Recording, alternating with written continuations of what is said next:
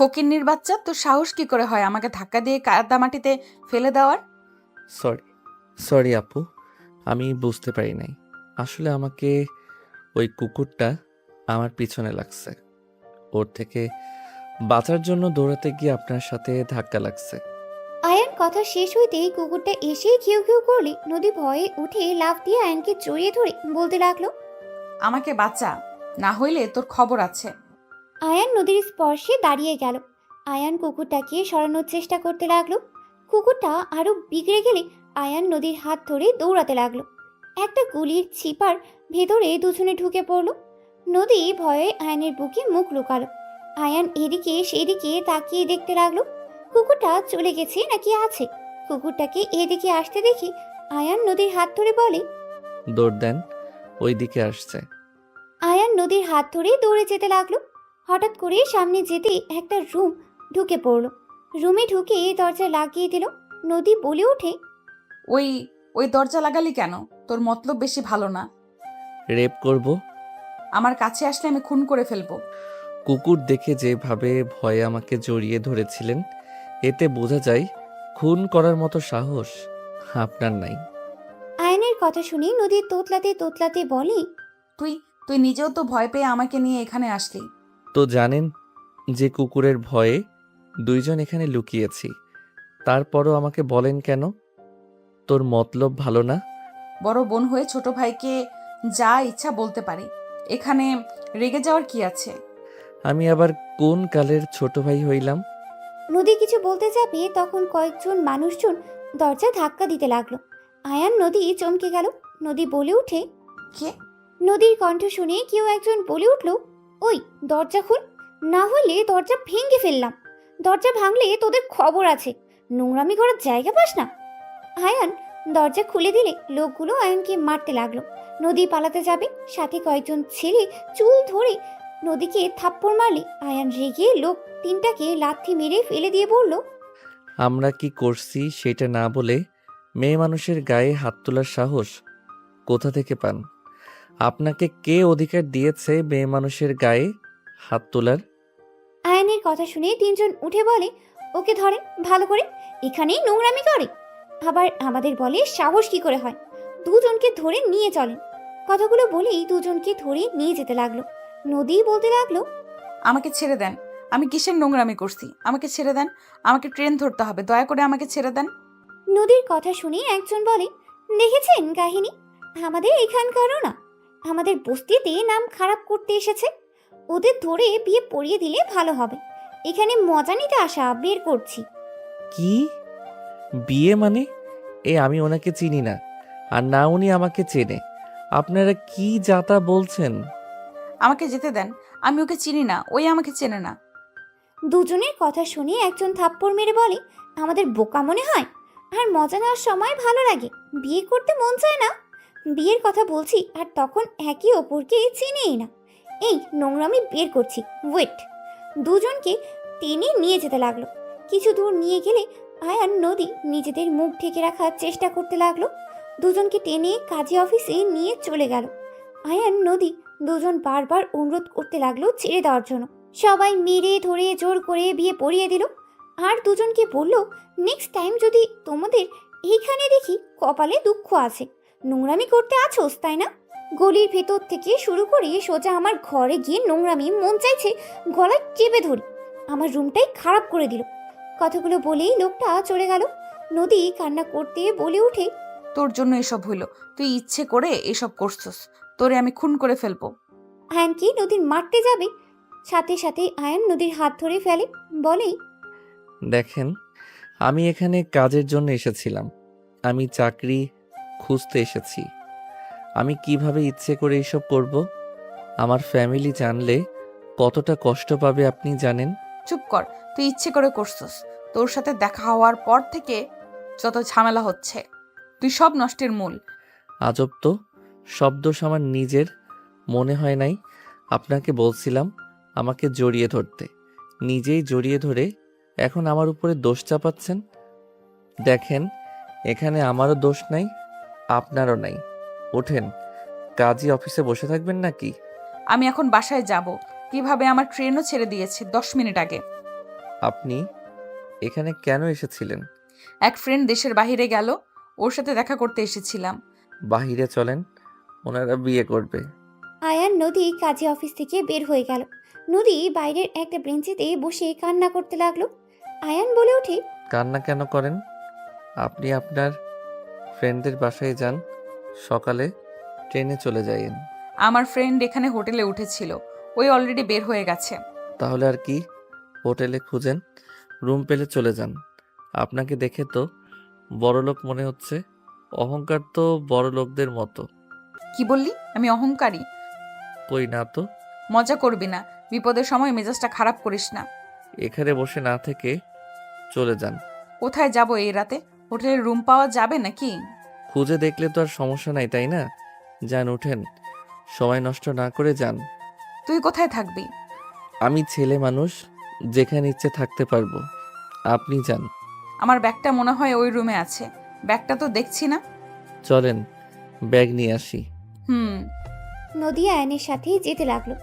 ওই গলি দিয়ে ঢুকে লোকটার রুমের সামনে গিয়ে নক করলে লোকটা দরজা খুলে বলে, ওই কিরে, তোরা দুজন এখানে কেন? ব্যাগটা? আয়ান রুমের ভিতরে ঢুকে ব্যাগটা নিয়ে নিল। ব্যাগ নিয়ে নদীকে বলে, চেক করেন সব ঠিক আছে নাকি। নদী ব্যাগ চেক করে দেখে ওর টাকা নেই। নদী বলে ওঠে, সব ঠিক আছে, বাট টাকাগুলো নাই। নদীর কথা শুনে লোকটা দুজনকে ধাক্কা দিয়ে বের করে দিয়ে বলে, তোদের টাকা কোথায় ফেলছিস সেখানে গিয়ে খোঁজে, এখান থেকে যা। কথাটা বলেই দরজা লাগিয়ে দিল। আয়ান দরজায় ধাক্কা মারতে যাবে, নদী বলে উঠে, থাক, বাদ দাও। এখানে ঝামেলা করলে আমাদের বিপদ, যেহেতু আমরা এখানে নতুন। ওই টাকা নিয়েছে। আমি জানি, বাট ঝামেলার দরকার নেই, কার্ড দিয়ে টাকা বের করতে হবে। নদী আয়ানকে টেনে নিয়ে গেল। আয়ান নদীকে নিয়ে সোজা কার্ড থেকে টাকা তুলতে নিয়ে গেল। আয়ান বাইরে দাঁড়িয়ে থাকলো। নদী টাকা বের করে বাইরে আসলে আয়ান বলে, আপনি তাহলে চলে যান, হোটেল খুঁজতে আমি চলে গেলাম। কোথায় থাকবে তুমি? স্টেশন যাব, ওইখানে আমার জন্য বেস্ট হবে। তুমি তো হোটেলে উঠতে পারো। গরিব ঘরের সন্তান আমি, হোটেলে থাকার মতো টাকা আমার নাই। আপনি যান, আমি আসছি। আয়ান চলে যেতে নিলে নদী পেছন থেকে ডাক দিয়ে বলল, তুমি চাইলে আমার সাথে যেতে পারো, 2টা রুম নিব। স্টেশনে থাকা ঠিক হবে না। বলার জন্য ধন্যবাদ, বাট আমি যেতে পারবো না। তুমি চাইলে আসতে পারো, আর এখন তো তুমি আমার হাজবেন্ড হয়ে গেছো। তুমি না মানলেও তুমি আমার হাজবেন্ড, আর মানলেও এটা অস্বীকার করা যাবে না। তাই তুমি আসতে পারো, সকাল হইলে যার যার পথ ধরলে হবে। না, আমার জন্য টাকা নষ্ট করতে হবে না, আমি স্টেশন থাকতে পারবো। আর এইটা আমার অভ্যাস আছে, আগেও থেকেছি, তাই চিন্তা করবেন না। আপনি চলেন, যান। আয়ান হাঁটতে লাগলো। নদী আয়ানের পেছন পেছন যেতে লাগলো। আয়ানের ফোন বেজে উঠলে আয়ান ফোন রিসিভ করে কথা বলতে লাগলো। আয়ান বেশ কিছু দূর গিয়ে পেছনে তাকাতেই দেখে নদী। আয়ান নদীকে দেখে বলে, কি ব্যাপার, আপনি এখানে? আমার ক্ষুধা লাগছে, চলো রেস্তোরাঁয় যাই, দুজন খেয়ে আসি, বিল আমি দিব, চলো। দেখো, একা একটা মেয়েকে রেখে চলে যাওয়ার কিন্তু ঠিক না। হোটেলে যদি রুম না পায় তখন আমি একা কোথায় যাব? আপনি আমার সাথে এত ভালো ব্যবহার কেন করছেন? আপনিও জানেন আমাদের বিয়েটা দুর্ঘটনায় হয়ে গেছে, এখানে আমরা কেউ মানি না। সো সেখানে আপনি এত ভালো ব্যবহার করেন না তো। আমি মেয়ে মানুষ, একা থাকা সম্ভব না। এখানে তেমন কিছু চিনি না। এখানে বখাটে ছেলেরা ধরলে আমি কি করব? রাতটা একটু আমার সাথে থাকলে কি তোমার অনেক বড় ক্ষতি হয়ে যাবে? আমাকে ভয় লাগছে না নাকি? আমি যদি আপনার সাথে উল্টাপাল্টা কিছু করি তখন কি করবেন? তুমি তো হাজব্যান্ড হও, আর আমার মনে হয় না তুমি ওইরকম কিছু করবে। দূর, বারবার হাজব্যান্ড বলবেন না তো। ওকে, সরি, বাট চলো যাই। আরে মনে করো আমি ট্রিট দিচ্ছি। রেস্তোরাঁ যেতে পারবো না, পাশে ওইদিকে অনেক ভাতের হোটেল আছে, যদি খেতে পারেন তাহলে আমার সাথে আসেন। ওকে। নদী আয়ানের সাথে যেতে লাগলো। আয়ান খুঁজতে খুঁজতে একটা হোটেলের ভিতরে চলে গেল।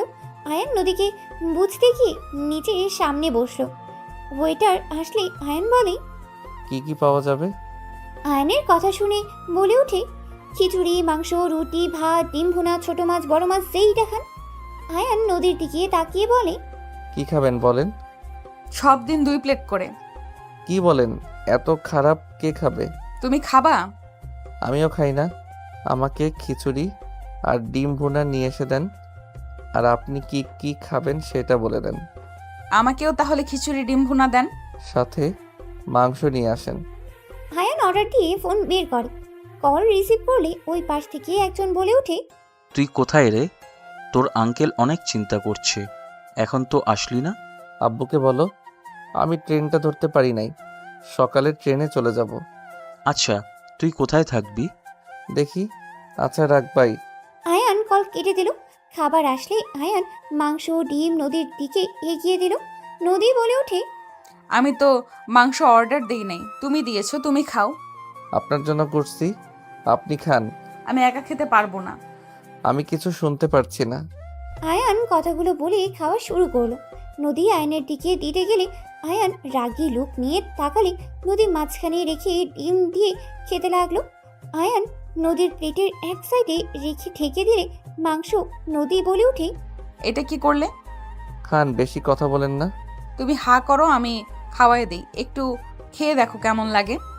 আমার অ্যালার্জি আছে, আপনি খান। ও আচ্ছা। নদী খেতে লাগলো। দুজন খাওয়া শেষ করে নিলে আয়ান বলে ওঠে, আরও কিছু খাবেন? পেটে জায়গা নাই, তুমি খাবে কি? না, আমারও পেট ভরে গেছে। নদী আয়ান উঠে পড়লে নদী বিল দিতে যাবে। আয়ান ওয়ালেট থেকে টাকা বের করে বিল দিয়ে দিল। নদী বলে ওঠে, এইটা কি করলে? চলেন। আমার প্রশ্নের উত্তর দাও। মানুষজন তাকিয়ে আছে, এখন থেকে চলেন। আয়ান চলে যেতে নিলে নদী আয়ানের পেছন পেছন যেতে লাগলো। নদী আয়ানকে বলতে লাগলো, আমাকে বিল দিতে দিলে না কেন? তোমার কাছে তো বেশি টাকা নেই, তাহলে কেন এরকম করলে? মায়া মানুষের টাকা দিয়ে খাবো আমি? So funny. শুনেন, আমার সামর্থ্য অনুযায়ী আমি খাওয়ানোর চেষ্টা করছি, আর আপনি আমার স্ত্রী হয়ে গেছেন, সেখানে আপনার টাকায় খাওয়া আমার পক্ষে সম্ভব না।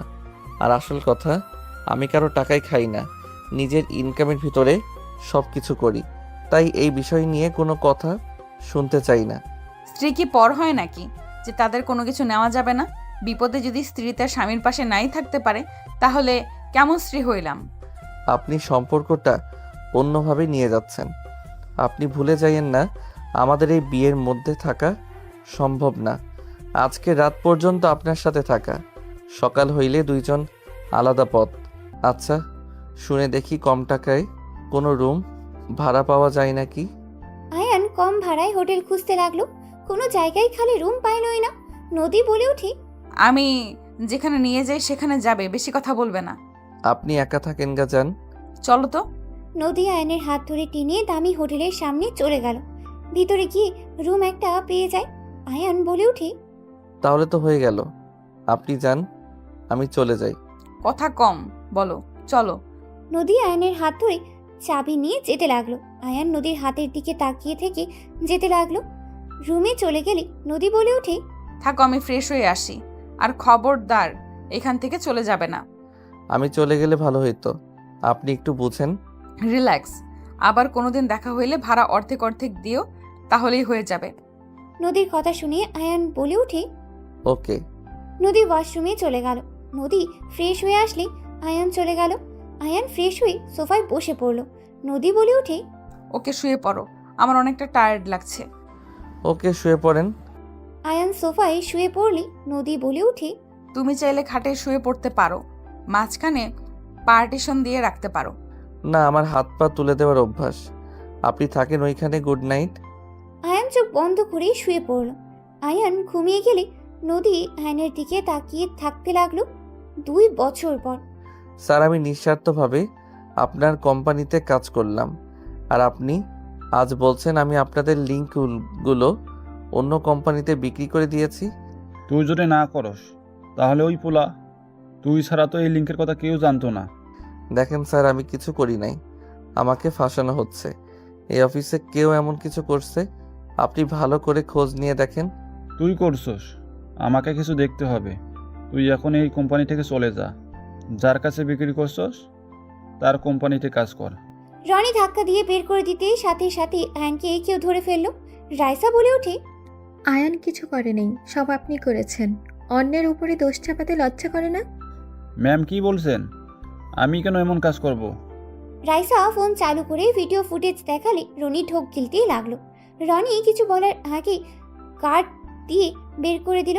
রাইসা আয়ানকে বলল, আয়ান, তোমার সাথে কিছু কথা ছিল। ধন্যবাদ ম্যাম, আমাকে এভাবে বাঁচিয়ে দেওয়ার জন্য। ধন্যবাদ দিতে হবে না আয়ান, আমার সাথে একটু আমার কেবিনে আসো। রাইসার সাথে আয়ান তার কেবিনে চলে গেলে আয়ান কেবিনে ঢুকতেই রাইসা দরজা লাগিয়ে দিলে আয়ান চমকে উঠল। আয়ান বলে ওঠে, ম্যাম দরজা লাগিয়ে দিচ্ছেন কেন? ভয় পেও না, বসো এখানে। আয়ান আস্তে আস্তে ভয়ে সোফায় বসলে রাইসা বলে ওঠে, আরে এত ভয় কেন পাচ্ছ? আমি কি খেয়ে ফেলবো নাকি? শোনো, তোমার জন্য একটাই অফার আছে। কি অফার ম্যাম? তুমি তো এতিম, তাই না? হুম। আমাকে বিয়ে করবে? রাইসার কথা শুনিয়ে আয়ান লাফ দিয়ে উঠে পড়ে বলে, ম্যাম কি বলেন? আরে সিরিয়াসলি না, তুমি 3 মাসের জন্য আমার হাজবেন্ড হবে। আমার ফ্যামিলির সামনে শুধু আমার হাজবেন্ড হয়ে থাকবে। এর বিনিময়ে যত টাকা চাও আমি সব দিব। শুধু 3 মাস আমার হাজবেন্ড হয়ে থাকতে হবে। ম্যাম এসব কি বলেন? আপনি আপনার ফ্যামিলিকে কেন ঠকাবেন? আমি ঠকানো কাজের ভিতরে নাই। আপনি অন্য কাউকে দেখেন। আয়ান, আমার ব্যাপারটা বোঝো। আমার বয়ফ্রেন্ড এখন খুব ব্যস্ত। ওই দেশে আসতে তাও 1 বছরও লাগতে পারে। এতদিন আমার ফ্যামিলি কখনোই আমাকে রাখবে না। যদি স্বামী নিয়ে যায় তাহলে ওরা রাগারাগি করলেও আমাকে অন্য কারোর সাথে বিয়ে দিবে না। আমি আমার বয়ফ্রেন্ডকে ছাড়া কাউকে বিয়ে করতে পারবো না। প্লিজ তুমি আমাকে সাহায্য করো। ম্যাম ফ্যামিলিকে ঠকানোর মতো জঘন্য কাজ আমি করতে পারবো না। আপনি আমাকে ক্ষমা করে দেন। আপনি অন্য কাউকে দেখেন, আমাকে দয়া করে ছেড়ে দেন। আয়ান, আমার বয়ফ্রেন্ড একমাত্র তোমাকে বিষয় করেছে। ওয়েট, আমি তোমাকে ওর সাথে কথা বলিয়ে দিই, তাহলেই বুঝতে পারবে। রাইসা কল করতে লাগলো। কল রিসিভ করলেই রাইসা বলে ওঠে, জান, তোমাকে যে আমার এক এমপ্লয়ের কথা বলতাম, তুমি যাকে বাঁচাতে আমাকে কাছে ভিডিও ফুটেজ দিলে, তুমি একটু ওর সাথে কথা বলো। ওই ছেলেটা রাজি না। না, ওই রাজি হতে চাচ্ছে না। তুমি এটুকু বোঝাও না। আচ্ছা, ওর সামনে ফোনটা ধরো। রাইসা ফোনটা আয়নের সামনে ধরলে আয়ন সাথে সাথেই ফোন কেটে দিয়ে বলল, ঠিক আছে, আমি আপনার হাজবেন্ড হতে রাজি আছি। রাইসার অবাক হয়ে বলে ওঠে, কি হলো? এটাই তুমি রাফির সাথে কথা না বলে এভাবে কল কেটে দিলে, আর এখন বলছো হাজবেন্ড হতে রাজি আছো? আপনি কি চান আমি আপনার হাজবেন্ড হয়ে যাই, নাকি চান না? চাই। তাহলে কবে যাবেন আমাকে জানিয়ে দিয়েন। আমি আমার কাজ করতে গেলাম। তুমি কি রাফিকে চেনো? না, আমি কিভাবে ওনাকে চিনবো? তাও ঠিক। আচ্ছা যাও, সকালে ব্যাগ গুছিয়ে স্টেশন এসেছো, আমি কল দিব। ঠিক আছে। আয়ান চলে গেল। রাইসা রাফিকে কল দিয়ে কথা বলতে লাগলো। সন্ধ্যার দিকে অফিস ছুটি হইলে আয়ান বাসায় চলে গেল। আয়ান বাসায় গিয়ে রান্না করতে লাগলো আর রাকিব সাথে কথা বলতে লাগলো। কথা শেষ হইলে আয়ান রান্না শেষ করে ফ্রেশ হতে চলে গেল। ফ্রেশ হয়ে কিছুক্ষণ ফেসবুকিং করে রাত হইলে খেতে চলে গেল। খাবার খেয়ে ঘুমিয়ে গেল। সকালে রাইসার ফোনের শব্দে ঘুম ভেঙে গেল। আয়ান কল রিসিভ করতেই রাইসা বলে ওঠে, আয়ান, কোথায় তুমি? ম্যাম 10 মিনিট লাগবে। তাড়াতাড়ি রেডি হয়ে আসো, 15 মিনিট সময় আছে। Okay ma'am. আয়ান ফোন রেখে তাড়াতাড়ি করে ফ্রেশ হতে চলে গেল। ফ্রেশ হয়ে পোশাক পরিবর্তন করে নিল।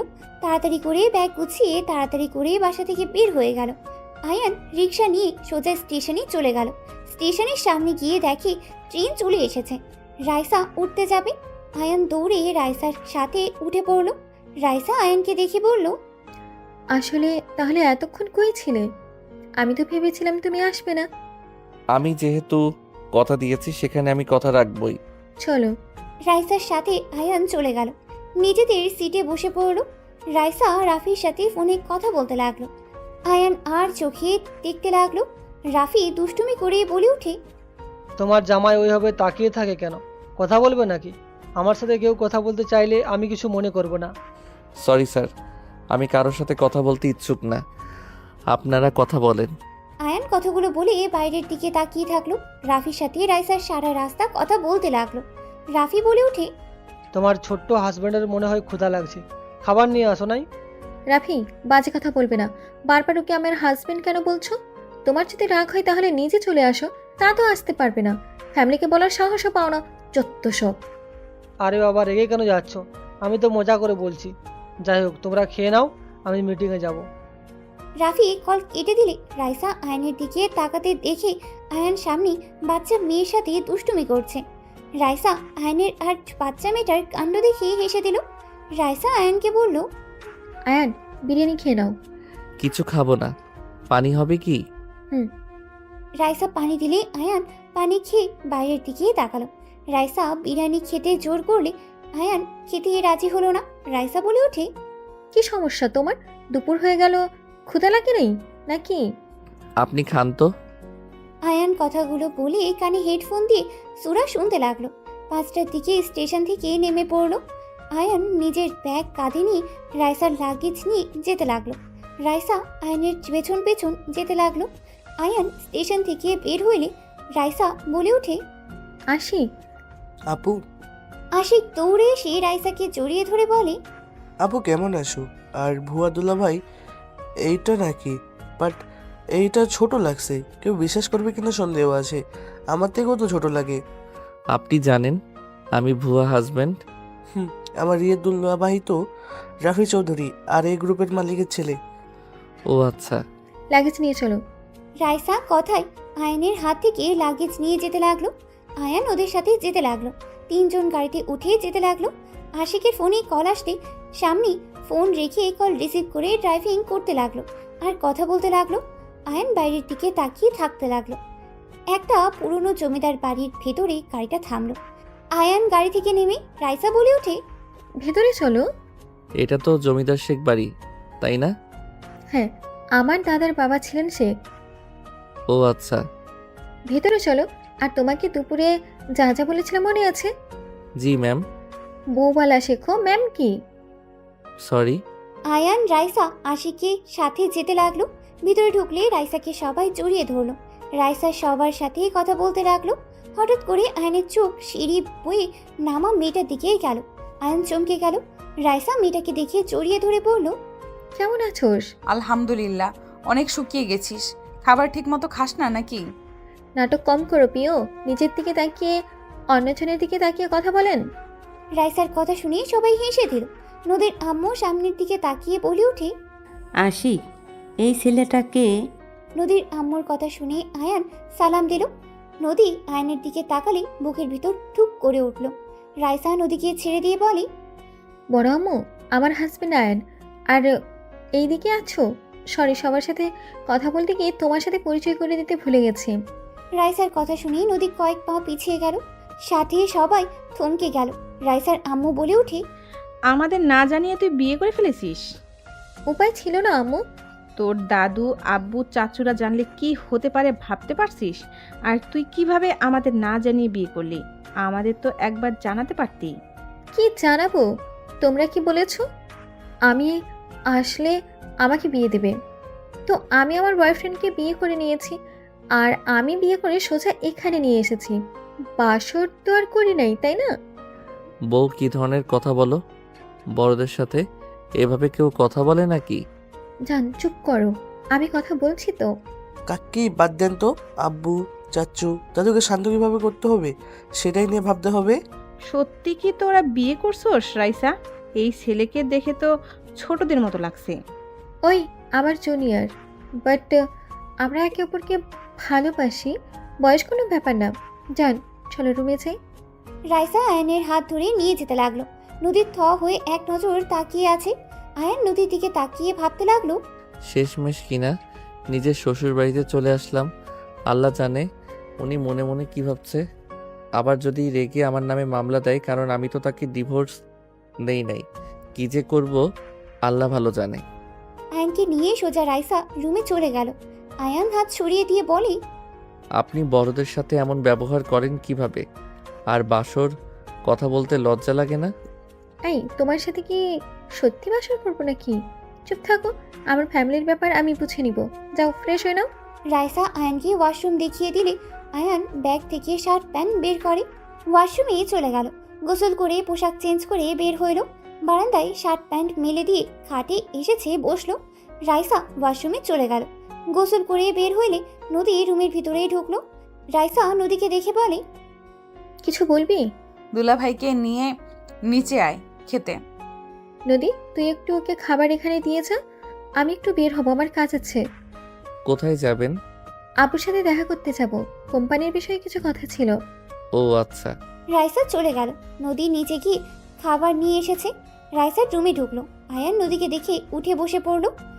নদী টি টেবিলের ওপরে খাবারগুলো রেখে বলল, খেয়ে নেন দুলাভাই। এইটা আপনাদের বাসা? আপনার বোন হয় রাইসা? আপনি তো অনেক চালাক মানুষ। আপনাকে দেখে বড্ড অবাক হইলাম। আমার কেন জানি মনে হচ্ছে আপনি ইচ্ছে করে রাইসাকে ফাঁসিয়ে এই বাসায় এসে ঘর জামাই হয়েছেন। ঠিক বলছেন।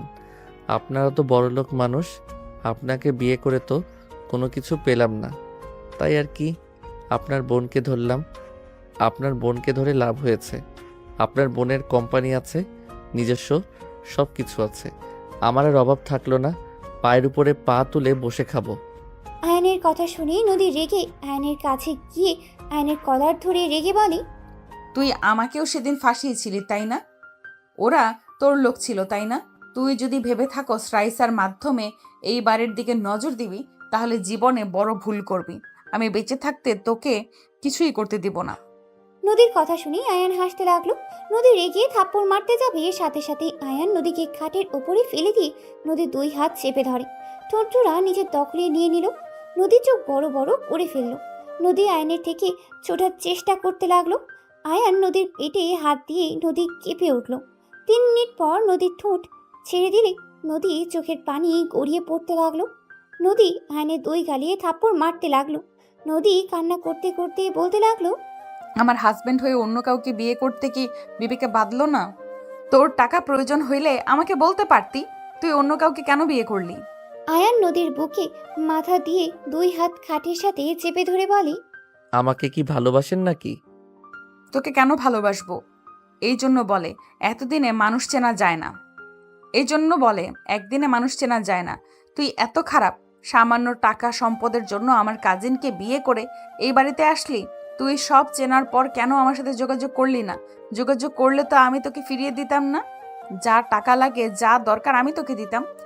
নদী কথাগুলো বলে অচরে কান্না করতে লাগলো। আয়ান বুকের ওপর থেকে মুখ তুলে ঠোঁটে আলতো করে কিস করে। চোখের পানিগুলো ঠোঁট দিয়ে চুষে নিতে লাগলো। নদী কেঁপে কেঁপে উঠতে লাগলো। আয়ান বলে ওঠে, আপনি তো আমাকে ভালোবাসেন না, তাহলে আপনার থেকে কিভাবে কিছু চাইতাম বলেন? উল্টা আপনি আপনার ফ্যামিলিকে দিয়ে আমাকে মারতেন, তাই আপনার বোনকে বেছে নিলাম। ছাড় আমাকে, আমার বোনকে নিয়ে সুখে থাক, আমাকে ছেড়ে দে। নদীর কথা শুনে আয়ান হাত ছেড়ে দিয়ে নদীর উপর থেকে উঠে পড়লো। নদী উঠে ওড়না ঠিক করতে লাগলো আর কান্না করতে লাগলো। আয়ান উঠে সোফায় বসে খাবার খেতে লাগলো। নদী অঝরে কান্না করতে লাগলো। আয়ান বলে ওঠে, খাবার খাইছেন দুপুরে? তুই খা, তোর শ্বশুর বাড়িতে খাবার জন্মের খাবার খা। জন্মের খাবার আবার কেমন দেখা যায়? লুচ্চা বদমাইশ। ও লুচ্চা বদমাইশের মতো দেখা যায়। কুত্তা বিড়াল, তোকে আমি খুন করে ফেলবো।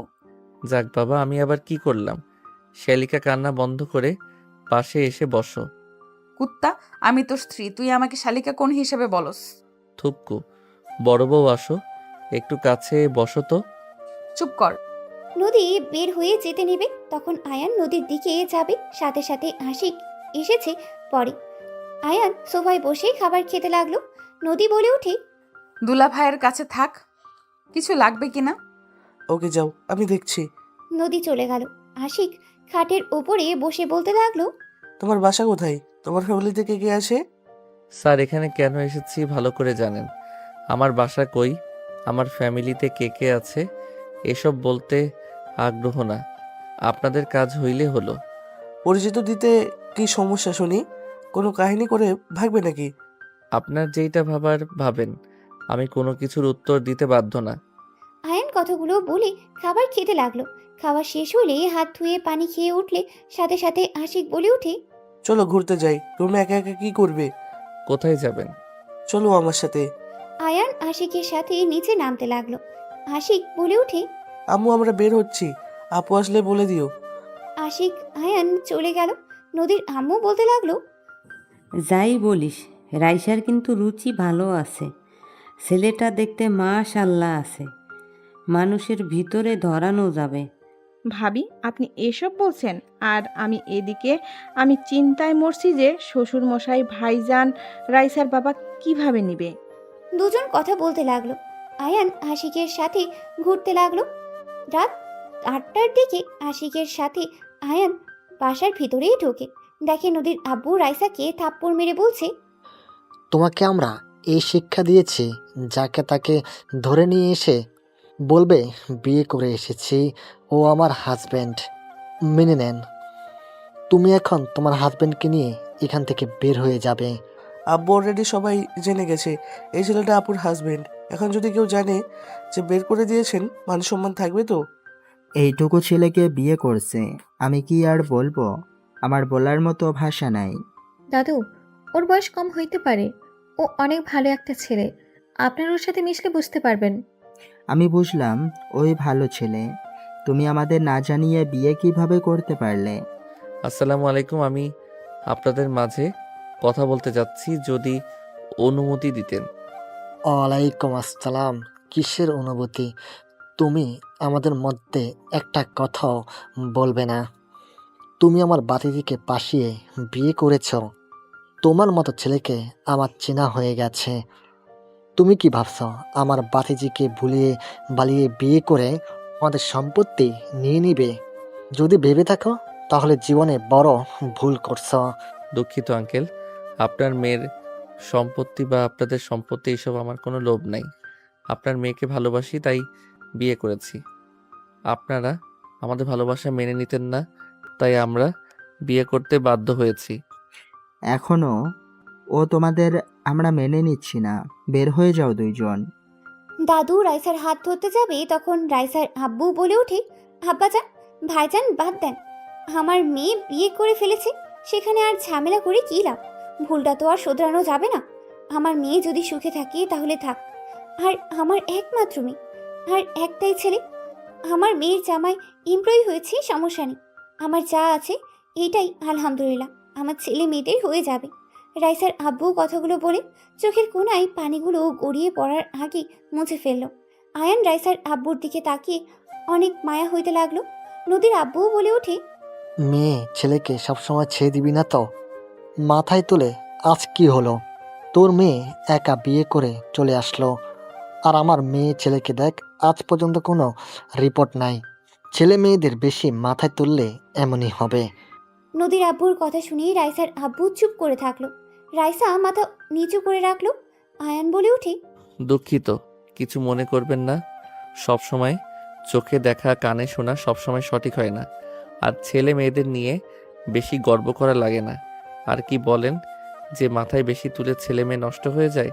স্যার, ব্যাপারটা সম্পূর্ণ ভুল। রাইসা বা তার বড় ভাই তার বাবা মায়ের অসম্ভব ভালোবাসে, সম্মান করে। আপনার ছেলে মেয়ে যে দেখতে পারছেন, আপনি বলেন যে তাদের শাসন করেন, কঠোরভাবে রাখে। আঙ্কেল, আমি 100% গ্যারান্টি দিয়ে বলতে পারি আপনার ছেলে মেয়েরা আপনাকে মনে মনে বকাঝকা করে। আপনাকে সহ্য হয়তো করতে পারে না, আপনার সামনে হয়তো ভয়ে এক্সপেক্ট করে, বাট মনের ভিতর থেকে এক্সপেক্ট করে না। আয়ানের কথা শুনে আশিক নদী রাগী লুক নিয়ে তাকালে আয়ানের কথা শুনে বলে, বেয়াদব ছেলে, আমার ছেলে মেয়েদের নিয়ে বাজে কথা বলে আস। তোর সাহস কি করে হয় আমার সন্তানরা আমাকে ভয় পায়, সম্মানও করে, বুঝতে পারছস? আর রাইসা যদি কাউকে ভালোবাসতো, তোর মতো বেয়াদবকে মতো কাউকে বিয়ে করে আনতো না। সরি আঙ্কেল, আমার কথায় কষ্ট পেয়েছেন, বাট আঙ্কেল, আমি যদি বলি এখানে আপনার আর দাদু ভয়ে এমন কাজ করতে বাধ্য হয়েছে। আপনারা তো রাইসার ইচ্ছে কোনো কিছু তো শুনতে চান না। বাড়িতে আসলে আপনাদের পছন্দ করা পাত্রর সাথে বিয়ে দিয়ে দিবেন। এইটা কেমন ব্যবহার হইল বলেন? যার বিয়ে সেই রাজি কিনা ওইটা জানার দরকার নাই। যাকে ভালোবাসে তার সম্পর্কে খোঁজ খবর নিয়ে যে দেখবেন ছেলেটা আসলে ভালো নাকি খারাপ, ওইটা তো দেখবেন না। দেখবেন শুধু ছেলেটা টাকা আছে নাকি হাই লেভেল বংশ হইতে হবে। এত টাকা টাকা করে কি হবে আঙ্কেল, যদি ভালোবাসাটা না থাকে? আয়নের কথা শুনে রাইসার আব্বু বেশ ভালো লাগলো। নদীর আব্বু রেগে বলে ওঠে, তুই কি বলতে চাস? হ্যাঁ, আমরা আমাদের সন্তানের ভালো চাই না, খারাপ চাই না কি? আঙ্কেল, আমি সেইটা বুঝাই নাই। আসলে সমস্যা কি জানেন, মাঝে মাঝে বাবা মায়েরা সন্তানের ভালো করতে গিয়ে সন্তানের খারাপ ভবিষ্যৎটা খারাপ করে দেয়। আঙ্কেল, সবসময় টাকার পিছনে ছুটবেন না। মানুষ ব্যবহার দেখবে, মেয়ে ভালো দেখবে কিনা সেটা দেখবে। এখন অনেক টাকাওয়ালা বাট নেশাখোর বা সব মেয়ের প্রতি আসক্ত, ব্যবহার নিকৃষ্ট, বউকে সম্মান করতে জানেন না, এমন ছেলে দেখে বিয়ে দিয়ে জীবন নষ্ট করার কোনো মানে হয় না। তাই না? তা তুই অনেক ভালো ছেলে, এটা বোঝাতে চাচ্ছিস নাকি? তোর মতো দুই পয়সার ছেলের সাথে নিজের মেয়েকে বিয়ে দিব নাকি? আমি বলি নাই আমি ভালো। আয়ান আর কিছু বলার আগেই রাইসা বলে ওঠে। অ্যান্ড চুপ করবে প্লিজ, অনেক জ্ঞান দিয়েছো, দয়া করে চুপ করো। রাইসার কথা শুনে আয়ান চুপ হয়ে গেল। নদীর আব্বু রেগে বলে ওঠে। আব্বা, আপনি তাকিয়ে কি দেখছেন? আপনার ছেলেকে এতটুকু ছেলে এসে অপমান করছে, আর আপনি চুপচাপ শুনে যাচ্ছেন, কেউ কোনো প্রতিবাদ করছেন না। ছেলেটা ছোট হইলেও আসলে অনেক কিছু ঠিক বলছে। আব্বু, তুমি ওদিকে টানছো। আচ্ছা বাদ দে, মেজো যেহেতু মেনে নিয়েছে সেখানে আমার কথা বলে কি লাভ? রাইসা, ওকে নিয়ে রুমে যাও। রাইসা আয়ানকে ইশারা করলে আয়ান রাইসার সাথে যেতে লাগলো। নদী আয়নের দিকে তাকিয়ে আছে। আয়ান নদীর দিকে তাকিয়ে চোখ টিপ মারলে নদীর রাগে গজগজ করতে লাগলো। নদীর আব্বু রেগে চলে গেল। নদীর আম্মু বলে ওঠে। বাবা, এইটুকু ছেলে না, কত বড় বড় কথা। এখনকার ছেলেমেয়েরা অনেক পাকনা। আয়ান ছোট হলেও কথাগুলো কিন্তু সঠিক বলেছে। পাকনামি করা লাগবে না তোর, যা এখান থেকে। রাইসার আব্বু চলে গেল। দাদুও নিজের রুমে চলে গেল। আয়ান রাইসার সাথে রুমে গেলে রাইসা রেগে ধমকে সুরে বলে ওঠে। এই, তোমাকে আমি এইসব শিখিয়েছি? বড় বাবুর সাথে যে তর্ক করলে মেরে হাড্ডি ভেঙে দিত। আব্বু চুপ করেছিল জন্য কিছু করলো না। আব্বু যদি কিছু বলতো আমাদের বিরুদ্ধে গেলে মেরে বের করে দিত। Sorry ma'am. রাইসার ফোন বেজে উঠলে রাইসার বারান্দায় চলে যায়। আয়ান খাটের উপরে বসে চিন্তিত হয়ে বসে থাকলো। আয়ান মনে মনে ভাবতে লাগলো। আমি কি কাজটা ঠিক করছি? লোকটার চোখে আমি স্পষ্ট কষ্টের ছাপ দেখলাম। উনি হয়তো কল্পনাও করতে পারছে না তার মেয়ে এমন একটা কাজ করতে পারে। আমি কি ওনাকে সব সত্যিটা বলে দিব? না থাক, সত্যিটা বলে দিলে অন্য ঝামেলা হয়ে যাবে। আয়ান কথাগুলো ভাবতে লাগলো। 10টার দিকে রাইসাদের ডাকলে আয়ান রাইসা দুজন নিচে চলে গেল। আয়ান সবার সাথে ডাইনিং টেবিলে বসতে যাবে, তখনই নদীর আব্বু এসে বললেই। সামান্য একজন এমপ্লয়ি হয়ে বসদের সাথে খেতে বসতে চায় কোন সাহসে? এই ছেলে, নিচে গিয়ে বসো। Sorry sir. শফিক, চুপ কর তো। আয়ান, তুমি বসো আমাদের সাথে। ও যদি আমাদের সাথে খায়, আমি খাওয়ার বাদ দিয়ে উঠে যাব। নদীর আব্বুর কথা শুনে কিছু বলবে, তখন আয়ান বলে ওঠে। স্যার আপনি থাকেন, সমস্যা নাই, আমি নিচে বসছি। আয়ান এক সাইডে গিয়ে ফ্লোরে বসলে নদী আয়ানের পাশে গিয়ে বসলো। আশিকও চলে গেল। রাইসাও আশিকের পাশে বসে পড়ল। নদীর আব্বু রেগে বলে ওঠে। কিরে, তোরা ওখানে বসলি কেন? আম্মু, কাকি, আমাদের এখানে খাইতে দেন। আপনারা আমার সাথে কেন বসছেন? আমি গরিব ঘরের সন্তান। আপনারা যান, আমার সাথে বসা আপনার জন্য ঠিক না। তুমিও মানুষ, আমরাও। ওয়েট, আমি নিয়ে আছি। আশিক নদী উঠে খাবার নিয়ে আসতে গেলে নদীর আব্বু রেগে নদীর গালে থাপ্পড় মারতে গেলে আশিক সামনে দাঁড়ালে ওর গালে গিয়ে থাপ্পড়টা পড়ল। দাদু রেগে বলে ওঠে। আমার দাদু ভাইদের গায়ে হাত তোলার সাহস তোকে কে দিল? ওদের মতো থাকতে ওদের দে, সব কিছু জোর করে চাপিয়ে দেওয়ার চেষ্টা করিস না। আব্বাজান, প্লিজ, আপনি আমাদের মধ্যে নাক গলাবেন না। একজন তো ধরে নিয়ে এসেছে বস্তির টোকাইকে, আবার এটা যে কি করবে সেটাই ভেবে পাচ্ছি না আমি।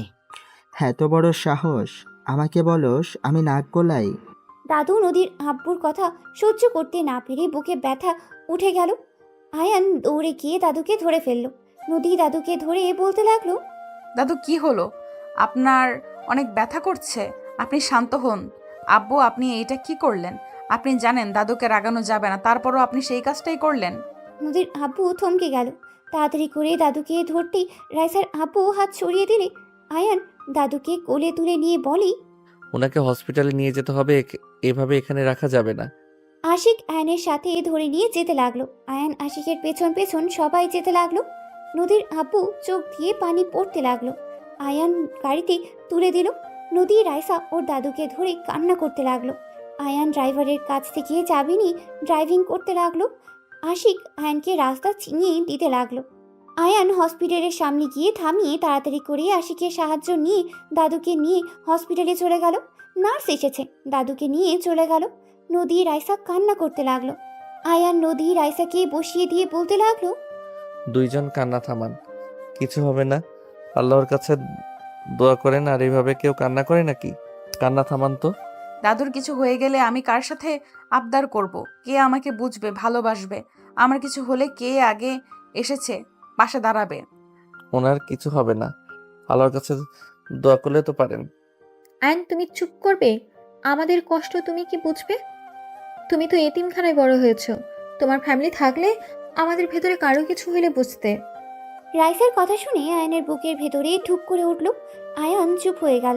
আয়ান উঠে দাঁড়িয়ে দাদুর কেবিনের দিকে তাকিয়ে থাকলো। আশিক ডাক্তার ডেকে নিয়ে আসলেই ডাক্তার চলে গেল দাদুকে দেখতে। সবাই হসপিটালে চলে আসলো। কয়েক ঘন্টা পর ডাক্তার বের হইলে সবাই ডাক্তারের কাছে এগিয়ে গেল। ডাক্তার বলে ওঠে, রোগীর আপাতত ঠিক আছে। আপনাদের তো বলে দেওয়া হয়েছিল রোগীকে হার্ট না করা। ওনাকে কোনো চিন্তা ভাবনা রাগানো যাবে না, ওনার খেয়াল রাখতে হবে। পরের বার এই অবস্থা হইলেই বাঁচানো সম্ভব হবে না। ডাক্তার আর কিছু কথা বলেই চলে গেল। নার্স মেডিসিন লিস্ট দিলে আয়ান বলে ওঠে, আমার কাছে দিন, আমি নিয়ে আসছি। আয়ান লিস্ট নিয়ে চলে গেল। ফার্মেসিতে গিয়ে মেডিসিনগুলো কিনে হসপিটালে চলে আসলো। আয়ান মেডিসিনগুলো দিলে নার্স হাতে দাদুর কাছে চলে গেল। 5 দিন পর দাদুকে হসপিটাল থেকে বাসায় নিয়ে আসা হয়েছে। দাদু খাটে শুয়ে থেকে কিছু ভাবছে। আয়ান বলে উঠল, দাদু আসবো।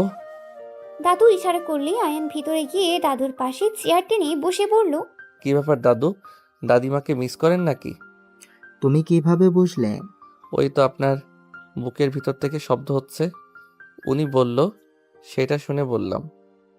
আয়ানের কথা শুনে দাদু হেসে দিয়ে বলে, তোমাকে প্রথম দেখে ভেবেছিলাম তুমি অনেক গম্ভীর টাইপের। এই 5 দিনে যা বুঝলাম। কি বুঝলেন? ফাজিল নাকি? অনেক মজার একটা ছেলে তুমি। তুমি 5 দিনে সবার সাথে কত সুন্দর মিশে গেছো। আপনারা ভালো বলে মিশতে পারছি, চাচা শ্বশুর তো এখনো সহ্য করতে পারছে না।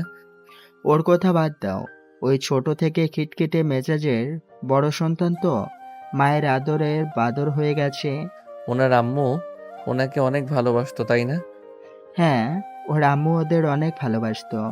আমি বাবা হয়ে ওদের কখনোই সময় দিতে পারি নাই, ওদের মনে জায়গা নিতে পারি নাই। ওদের মা যখন আমাদের ছেড়ে চলে গেল, তখন থেকে ওরা আমাকে অপছন্দ করা শুরু করে দেয়। ওরা বুঝতে না দিলেও আমি ঠিকই বুঝতে পারি। দাদিমা কি হয়েছিল? আমার ছোট সন্তানের সাথে এই বাড়ি থেকে বের হয়ে গেছিল। সেই যে চলে গেছে, আর কোনোদিন তার দেখা পাই নাই। অনেক খোঁজ নিয়েছি, কিন্তু কোথায় থাকে এটাও বের করতে পারি নাই। 20 বছর আগে একবার পত্রিকার কাগজে তাকে দেখেছিলাম। বিজনেসম্যান নাম্বার 1 হিসাবে পরিচয় পেয়েছে। দাদিমা এখন কোথায় জানেন না? আর আপনি তার ঠিকানা পান নাই? পেয়েছিলাম, কিন্তু তার সাথে দেখা করতে পারি নাই। সেই সুযোগটা পাওয়ার আগেই জেলখানায় জায়গা হয়ে যায়। মানে কি বলেন? জেলখানায় মানে? আমার 3 বছরের জেল হয়েছিল। পরিচিত একজন মিথ্যা মামলায় ফাঁসিয়ে দিয়েছিল। জেল থেকে বের হয়ে সোজা দেশে চলে আসি। সবাই ভেবেছিল আমি মারা গেছি। ও আচ্ছা। একটাই কথা বলবো। জি বলেন। তোমার মাঝে আমি আমার ছোট ছেলের অনেক মিল পাই। তোমার হাসি, তোমার চলাফেরা আমার ছেলের মতো। আমার ছেলে তোমার মতো করে হাসতো। ওই খুব বুদ্ধিমান ছিল। তোমাকে দেখলে আমার ছেলের কথা মনে পড়ে যায়। আপনার ছেলের নাম কি, আর তার কি কোনো ছবি আছে? আমার ছেলের নাম? দাদু পুরো কথা শেষ করবে তখনই আয়ানের ফোন বেজে উঠলে আয়ান দাদুকে বলে, দাদু থাকেন, একটা মিটিং আছে, বউকে জানাতে হবে। আয়ান কথাগুলো বলে রুম থেকে বের হয়ে ফোনে কথা বলতে বলতে যেতে নিলে হঠাৎ করে কেউ পেছন থেকে টান দিয়ে রুমের ভেতরে নিয়ে গেল। আয়ান কল কেটে দিয়ে পিছনে ঘুরে তাকাতে সাথে সাথে নদী আয়ানের ঠোঁট জোড়া নিজের দখলে নিয়ে নিল। আয়ান নদীর কোমর ধরে সূর্যরা ওপরে অত্যাচার করতে লাগলো। 3 মিনিট পর ছেড়ে দিলে নদী বলে উঠে, তোর বউকে তুই টাচ করস নাই, আমি জানি তোদের বাসর আজ হবে। তার আগেই আমি তোর ঠোঁটগুলো ইউজ করলাম। শুধু ঠোঁট, অন্য কিছু ইউজ করবেন না? কি বলতে চাস? ও হ্যাঁ, বউয়ের কাছে যেতে হবে। যা, তোর বউ তোর জন্য অপেক্ষা করছে। করবেই তো, আমার বউ আমার জন্য অপেক্ষা করবে না তো কার জন্য করবে? আয়নের কথায় নদীর রাগ উঠলে কলার চেপে ধরে বলে, আমি তোকে ভালোবাসি, আমি তোর প্রথম স্ত্রী। তুই আমার আগে ওর সাথে বাসর করতে পারবি না। দেখ আমি কি করি আজকে। কি করবে? হ্যাঁ, কিছু করতে পারবে না। আমি তো আজ বাসর করবই। তোর সাহস থাকলে করে দেখাস। ওকে। আয়ান কথাগুলো বলেই রুম থেকে বের হয়ে সোজা রাইসার রুমে চলে গেল। রাইসা আয়ানকে দেখে বলল, কোথায় ছিলে আয়ান? ম্যাম, সজীব স্যারকে কল দিয়ে কথা বলেন। বললাম মিটিং সকালে বলে দিয়েছে, রাতের ভিতরে ফাইলগুলো রেডি করতে হবে। আর কয়েকটা তো ফাইল, কাজ শেষ করা যাবে। আচ্ছা আমি বাইরে যাব। ঠিক আছে। রাইসা চলে গেল। আয়ান একটা ফাইল নিয়ে সোফায় বসে ফাইলে কাজ করতে লাগলো। নদী রুমে এসেছে, আয়ানের পাশে বসলো। আয়ানের হাঁটুতে হাত দিয়ে ঠোঁট কামড়াতে লাগলো। আয়ান বারবার হাত সরিয়ে দিয়ে কাজ করতে লাগলো। নদী আয়ানের ফাইল নিতে যাবে, সাথে সাথে আয়ান নদীকে ধরে কোলে বসিয়ে দিয়ে ফাইল হাত থেকে কেড়ে নিয়ে টি টেবিলের উপরে রেখে দেখতে লাগলো। নদী ডিস্টার্ব করতে নিলে আয়ান টান দিয়ে ওর দিকে ঘুরিয়ে এক হাত দিয়ে চেপে ধরে কানে হালকা করে কামড় দিয়ে ধরে থাকলো। নদী আয়নের পিঠে মারতে লাগলো আর বলতে লাগলো, ছাড়ো রাক্ষস কোথাকার। তোমাকে কেউ মাংস খাওয়ায় নাই নাকি যে মানুষের মাংস খেতে চাচ্ছ? আয়ান কান ছেড়ে দিয়ে বলে, দুষ্টুমি করা বন্ধ করবে, কাজ করতে দাও। আমি বাসর করব, আমি বড় বউ, আমার অধিকার সবার আগে। সময় হইলে করব, এখন করার মুড নাই। কাজ করতে দিবে নাকি আমি কিছু একটা করব? আমি তো চাই কিছু একটা করো।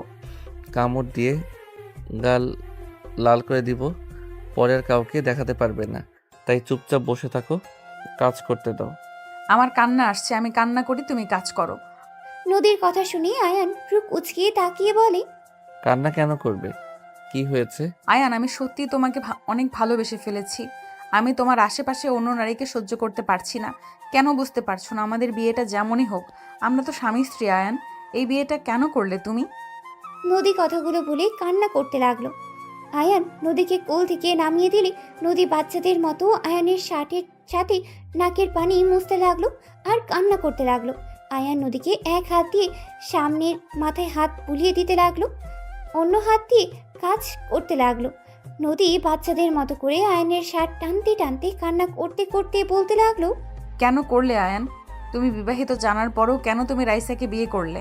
আমি তো তোমাকে ডিভোর্স দেই নাই, তুমি কেন বিয়ে করলে, তাও আবার আমার কাজিনকে? আমি কিভাবে ওকে বলবো আমার স্বামীর সাথে তুই কেন থাকোস?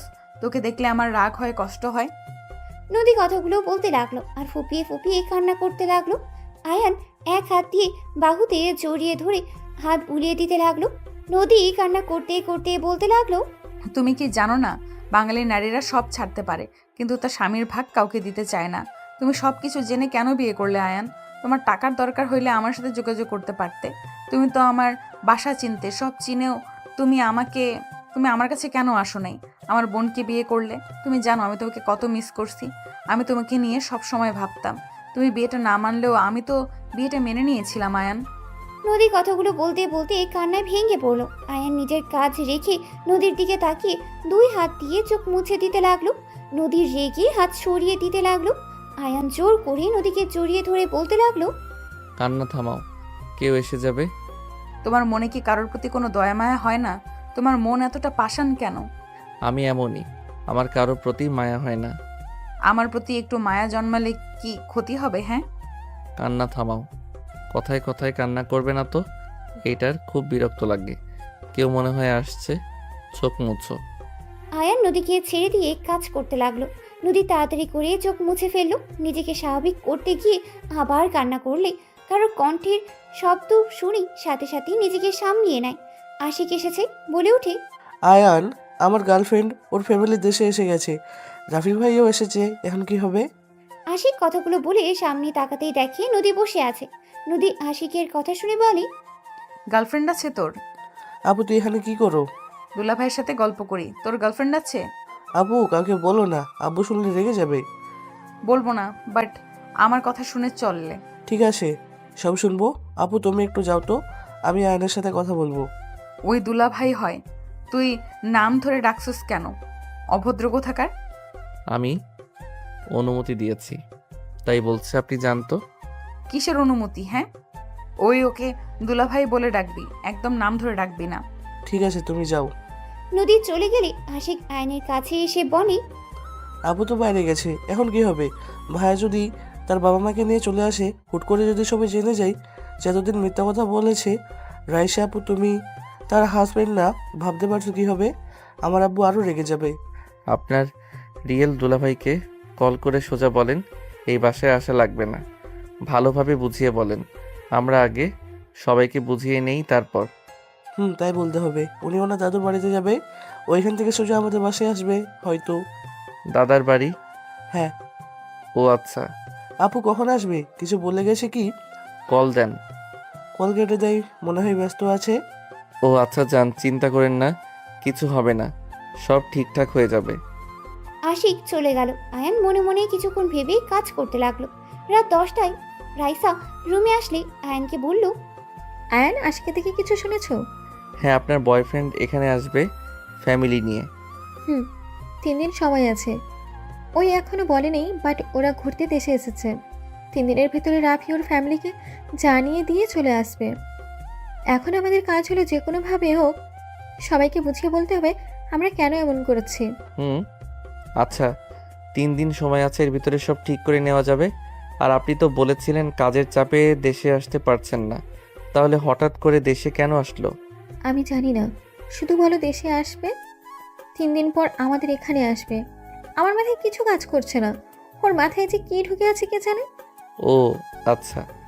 রাইসা কিছু বলবে তখনই রুমি নদী ভিতরে ঢুকে বলে, রাইসা, হ্যাঁ বল। আজকে আমি তোর সাথে ঘুমাবো। অনেক দিন ধরে দুই বোন একসাথে থাকি না, গল্প করা হয় না। রাইসা নদীর কথা শুনে চমকে গেল, ঢোক গিলতে লাগলো। আয়ান মনে মনে ভাবতে লাগলো, পাগলি বউ আমার, ভেবেছে আমি ম্যামের সাথে বাসর করব। পাগলি তো জানে না আমাদের বিয়ে হয় নাই, আর তো বাসর দূরের কথা। ইয়া মানে? নদী, আমাদের তো অনেক কাজ, আগামীকাল একসাথে গল্প করব। বুঝছি, জামাই পেয়ে বোনদের ভুলে গেছিস। আমি যে তোর বোনের থেকেও বেশি কিছু, এইটা তুই ভুলে গেছিস। এখন তোর স্বামী সব, তাই না? আরে নদী, তা না, তুই ভুল বসছিস। দেখ, সত্যি আমাদের অনেক কাজ আছে। রাইসার কথা শুনে নদী মনে মনে ভাবতে লাগলো, কি কাজ আছে আমি ভালো করে জানি। আমার জামাইয়ের সাথে বাসর করাবো ভালো করে, যেইভাবেই হোক এই রুমে থাকতেই হবে, না হলে ওদের মাঝে না না, এটা হতে পারে না। নদী কথাগুলো ভেবে বলে ওঠে, আমি কিছু জানি না, আমি এখানে থাকবো, তোর সাথে ঘুমাবো, এটাই আমার শেষ কথা। নদী কথাগুলো বলে সোজা খাটে গিয়ে শুয়ে পড়লো। আয়ান বলে ওঠে, শালিকা, তুমি তো জানো আমাদের বাসর এখনো হয় নাই। তুমি যদি থাকো তাহলে আমরা বাসর কিভাবে করব? আয়ানের কথা শুনে রাইসা রাগী লুক নিয়ে তাকালে আয়ান চোখ টিপ দিলে রাইসা কিছু বলল না।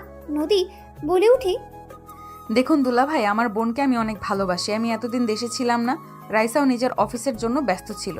দুই বোন অনেক দিন ধরে একসাথে থাকি না, বাসর পরে করেন। বউ তো আর পালিয়ে যাচ্ছে না। আমার অনেক মনে পড়ছে রাইসাকে। আমি এখন এখান থেকে যাব না। আপনি আমার বউকে আমার থেকে দূরে রাখতে পারেন না।